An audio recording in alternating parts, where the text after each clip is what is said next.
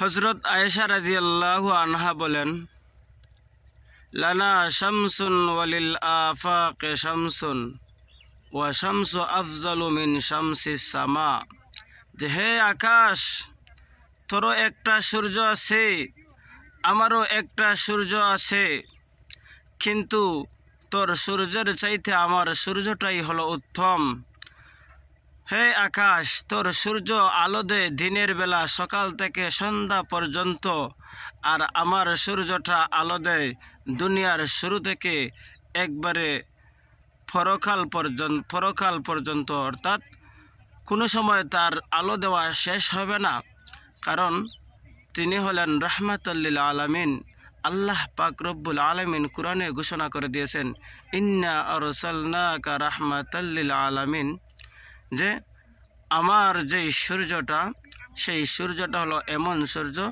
যিনি সারা দুনিয়ার জন্য রহমত,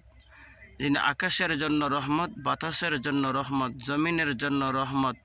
সমস্ত সৃষ্টির জন্য রহমত। তিনি যেভাবে মুসলমানের জন্য রহমত, ঠিক তেমনিভাবে কাফের বেঈমানের জন্য রহমত, অর্থাৎ সবার জন্যই রহমত, সবার জন্য রহমত স্বরূপ আল্লাহ পাক রব্বুল আলামিন হযরত মুহাম্মদ সাল্লাল্লাহু আলাইহি ওয়াসাল্লামকে দুনিয়ার বুকে প্রেরণ করেছেন সবার জন্য রহমত হিসেবে। এই জন্যই তো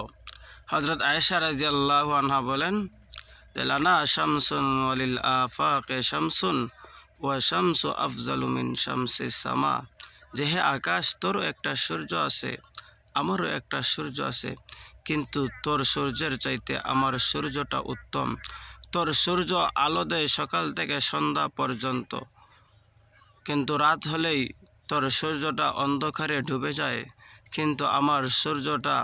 দিনের বেলা যেইভাবে আলো দেয়, রাতের অন্ধকারে তার চাইতে আরও বেশি আলো দেয়। সুতরাং তোর সূর্যের চাইতে আমার সূর্যটা উত্তম হয়ে গেল।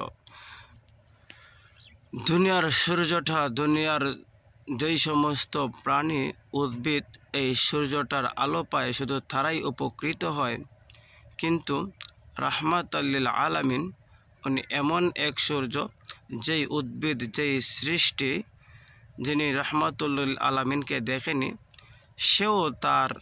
সূর্য থেকে সেও আলো লাভ করে, সেও এটা থেকে ফায়দা লাভ করে।